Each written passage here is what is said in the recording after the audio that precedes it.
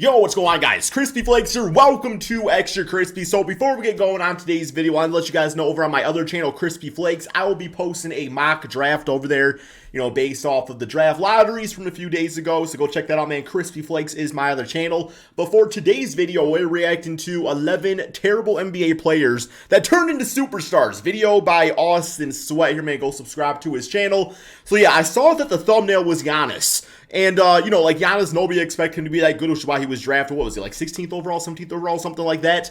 And that dude, gonna end up being like a top 10 player of all time if he plays his cards right and everything, man. But also, I think like the dudes that really stand out to me in these, circumstances is, for one, my favorite basketball player of all time, Chauncey Billups, who, I don't know if you would say he was terrible early on in his career, but he did not really blossom until he was 26 in Detroit, man. Like, right there is where he really picked things up. So, I don't know, I think of like the Frank Ntilikina's of the world, guys like that. It's like, hey man, there's still time. There's still time. So let's check this out and see which 11 players are listed. Looking at NBA players that are stars today, but didn't always start out that way. We have some guys like Luka Doncic and LeBron James that were stars the second they stepped into great the league. instantly. But there's also others that weren't great players at first, came into the league, played pretty bad their first couple of seasons, but then eventually turned things around and turned into the superstars we know them as today. So let's take a look. And let's first start out with someone we haven't heard from in a while, in Kawhi Leonard, who we now know as one of the best players in the entire league and maybe the best two-way player when healthy. Yeah, look him up, man. When he came into the NBA, he was coming off of 2 solid college years and was picked 15th overall. And his scouting report had him as a cross between Luke Mbamute and Gerald Wallace, based on how he had played up until that point. It also said that he was not very disciplined defensively, gambles far too often. Y'all know Coach Pop was changing that up. And that he lacks the polish and skill necessary to consistently operate on the wing, which are strong things to say about a player. Though coming into the league, he looked like a good prospect, but still had a lot of spots to work on his game. And as a rookie, only averaged 7.9 5 assists and 1 rebound a game. But thanks to his play on both ends, he earned himself a starting spot for the Spurs and still finished in 4th in the Rookie of the Year voting, quickly starting to prove people wrong. Year 2 was another step in the right direction. Then from year 3 on, he was on a roll, because that season the Spurs went to the finals. I think Kawhi played it smart early on. I think early on he really embraced,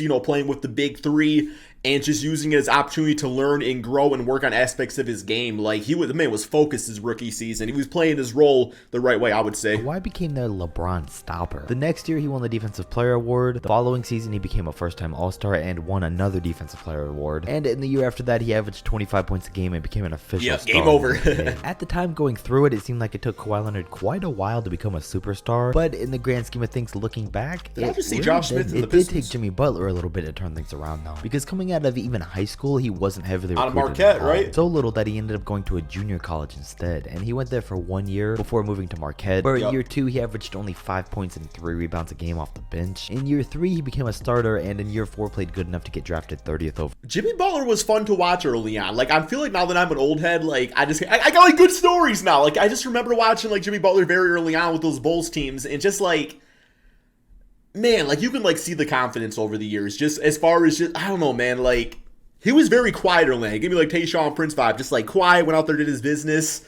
And now the man is vocal, and I love it. I love it. In the NBA. But even his draft report coming into the league said, good all-around player, but lacks any one great skill. Fits the jack of all trades, master of none mold, which is actually still pretty accurate to this day. But then it continued and also said that he was basically trash offensively. And coming into the league, honestly, that was pretty accurate too. The defense was always there, but in year 1 he averaged 8 minutes and 2 points a game off the bench. And it took him until year 3 to really even become a starter. And even when he did, he was known as a bad shooter and limited offensively. But then 2015 came around, and when he finally broke out and won the Most Improved Player award, fixed his 3-point shot, became an all-star, averaged 20 points a game, and became the new leader of the team while Derrick Rose was out with injury. And from then on out, he's really just been a star. And it was simply just a matter of waiting on his offensive game to catch up with the elite defense that he always was capable of. And once it did, he came out of even if his offense, like the way he plays, is crazy. Like, started out very so far away from where for they're actually at today. When Giannis came into the league, he was getting compared to Nicholas Batum, and it didn't take him a ton of time to become great. Hey, I mean, Batum, aka the French Mamba, baby. Like, Portland,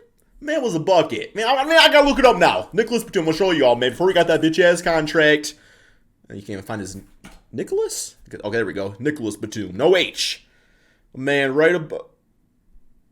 Okay, no, he should have never got paid. I mean, he's fine. But, yeah, okay, yeah, bitch ass contract for sure. Yes. He still hadn't been playing basketball for a ton of time compared to everyone else, and oh yeah, he looked like this. He was 6'9" and 190 pounds. Came off the bench and averaged 6.8 points a game. Damn, Kevin Durant, look now.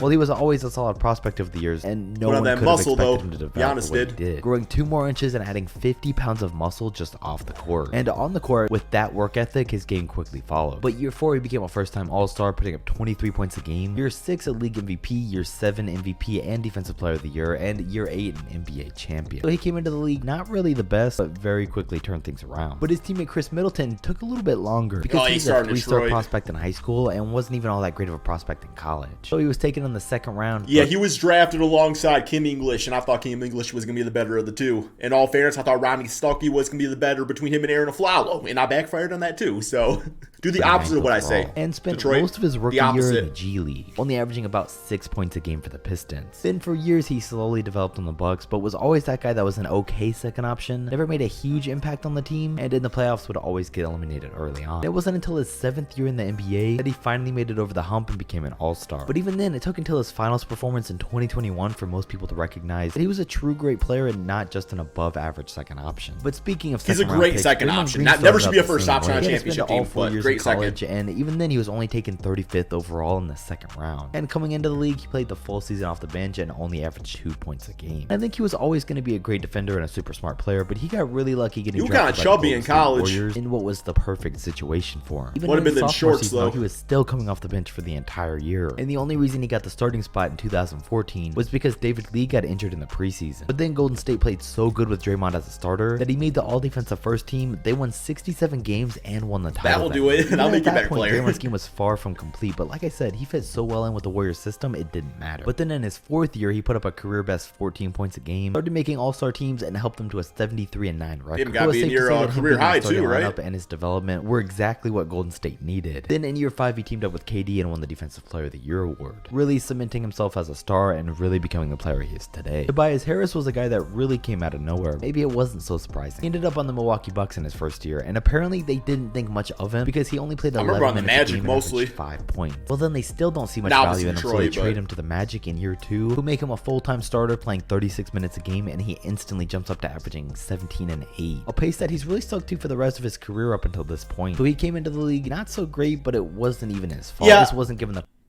I think Tobias Harris is a little overpaid. I think that, like, he's a great third option on a championship team, but when you're getting paid number 1 option money, it's gonna hurt the rest of the squad and take away from your own personal, like, what you're doing for the team. So I really think that's the issue with Tobias. Opportunity, because I think originally had he been drafted by the Magic, shout out for him getting his payday though, but somebody had to give him the contract. And it makes sense. He was a top 10 overall high school player and only played 1 year in college before going 19th overall. It's just really weird that he kind of plateaued that early in his career and just never got better. Someone who played like him early on usually goes on to become a star. Well, Tobias's game has transformed a ton, but the stats have stayed the same and he's never made an all-star team. Now, Paul George didn't come into the league like most superstars either. He's turned into one these days, but at first Danny he was Granger just in a took him bench under his role for wing. the Pacers behind Danny Granger, only averaging 7, 3, and 1 a game. But it was always man. pretty easy to see that he was going to be a Good great player. assist. I mean, his draft comparison was Scottie Pippen. And it was pretty accurate because he would eventually turn into a version of that. And it didn't even take that long to happen because already by year 3, he was averaging 17 I kind of see that actually. It's a good point. Player, a first-time All-Star, and in the postseason led his team to a Game 7 against the eventual champion Miami Heat team. His time on the Pacers and those postseasons made him a star, but his time for the OKC Thunder and that 28-point-per-game season that he had while he was there is what made him a superstar. And now he playing Russell Westbrook, by the way. Get Russell on the Clippers. So I'm telling y'all, man. Russell on the Clippers. Get ready, Reggie Jackson. Use Russell, man. That's one of the best two-way players. Get him on the Clippers even though he with playoff P. didn't start out that way. We know that James Harden has been one of the NBA's premier players for years, but of course didn't start out that way either. And obviously it wasn't his fault, but because the OKC Thunder made him come off the bench, he came into the league not so great and nothing compared to his Thabo Sefolosha out there. It's surprising though to look back and realize that he only played in OKC for his first 3 years in the NBA. And by year 3, he was already unanimously the best sixth man, winning him the award and helping his team to the NBA Finals. Then in year 4, man, makes you think, like, what more can Tyler Hero do? Because Tyler Hero probably had, like, the greatest individual six-man season of all time. I know people say, like, Kevin McHale and stuff like that. Like, I wasn't alive, so I don't know about all that. But, like,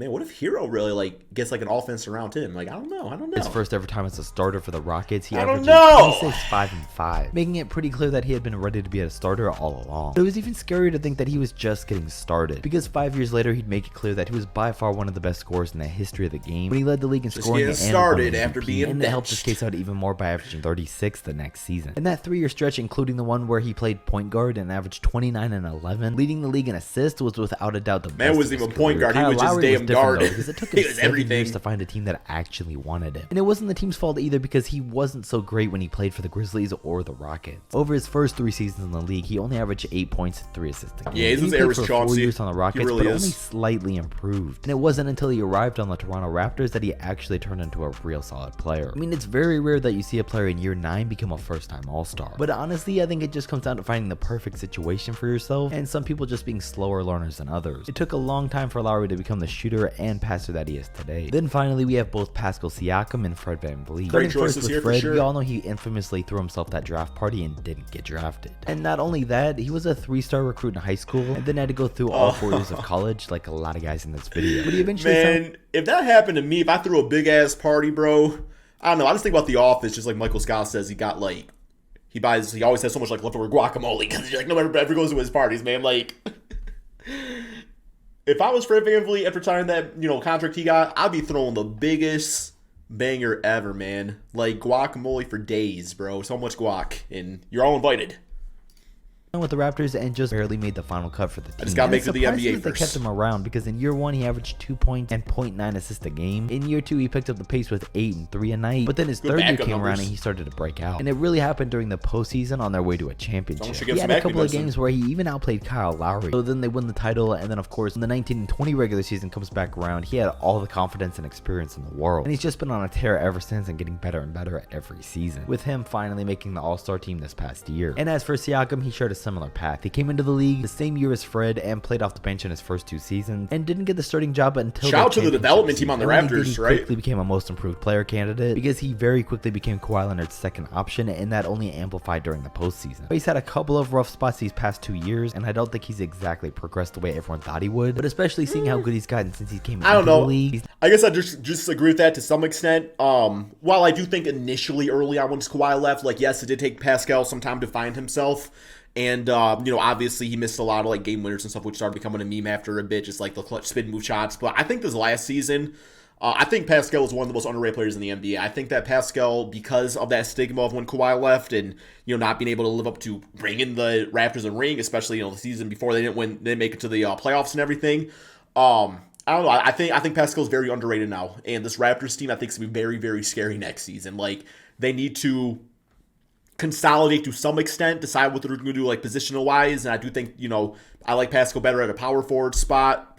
I think they need to get like a Miles Turner or somebody, but I think that team's going to be dangerous. But that's all we got for this video, guys. Thank you all so much for watching, and peace out, my friends.